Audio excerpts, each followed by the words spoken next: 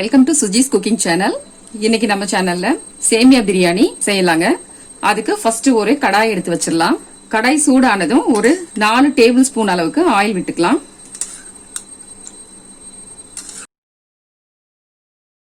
Oil சூடானதுமே பட்டை 2, கிராம்பு 2, ஒரு ஏலக்காய் சேர்த்துடலாம்.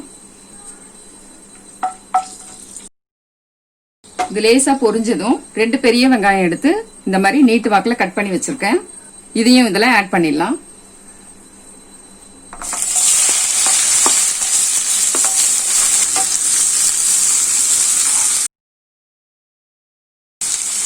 தேவையான அளவுக்கு உப்பு ஆட் பண்ணிடலாம். இந்த ஆனியன் கொஞ்சம் நல்லா பிரவுன் கலரா சேஞ்ச் ஆகிற வரைக்கும் வதக்கணுங்க.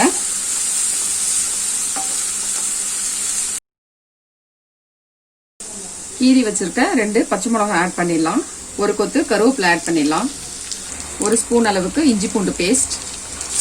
எல்லாமே நல்லா ரா ஸ்மெல் போற வரைக்கும் வதக்கி விட்டுருங்க.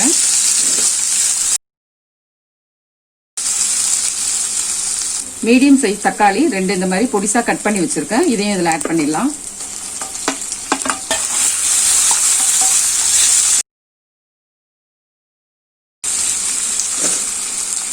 கொஞ்சமா புதினா இலை, கொஞ்சமா கொத்தமல்லி இலை எல்லாமே கலந்துட்டு நல்லா வதக்கி விட்டுருணுங்க.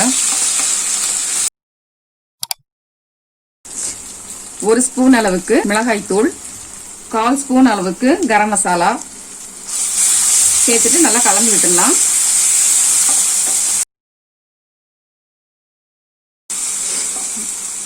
பச்சை பட்டாணி ஒரு 50 கிராம் அளவுக்கு எடுத்து ஓவர் நைட் நல்லா ஊற வச்சுட்டு நல்லா குக்கர்ல வச்சு வேக வச்சு எடுத்து வச்சிருக்கேன். இதையும் இதோட ஆட் பண்ணிடலாம்.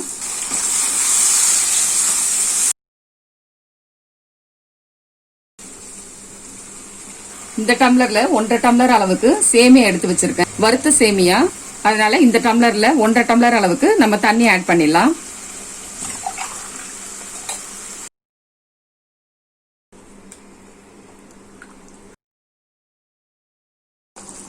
தண்ணி நல்லா கொதிச்சிருச்சு. சேமியாவை ஆட் பண்ணிடலாம். இதுல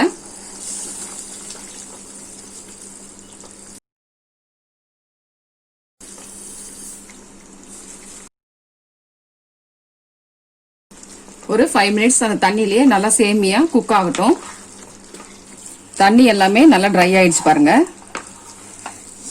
சேமியாவும் நல்லா வெந்துருச்சு. இது சாப்பிட்றதுக்கும் பிரியாணி டேஸ்ட் எப்படி இருக்குமோ அதே சுவையிலேயே இருக்கும். மேல கொஞ்சமா கார்னிஷ் பண்ணிடலாம். கொத்தமல்லி இலை தூவி விட்டுடலாங்க. இந்த சேமியா பிரியாணி நீங்களும் உங்க வீட்ல ட்ரை பண்ணி பாருங்க. இது உங்களுக்கு பிடிச்சிருந்ததுன்னா லைக் பண்ணுங்க, ஷேர் பண்ணுங்க, எனக்கு கமெண்ட் பண்ணிடுங்க. கண்டிப்பா என்னுடைய சேனலை சப்ஸ்கிரைப் பண்ணிடுங்க. Okay, bye friends.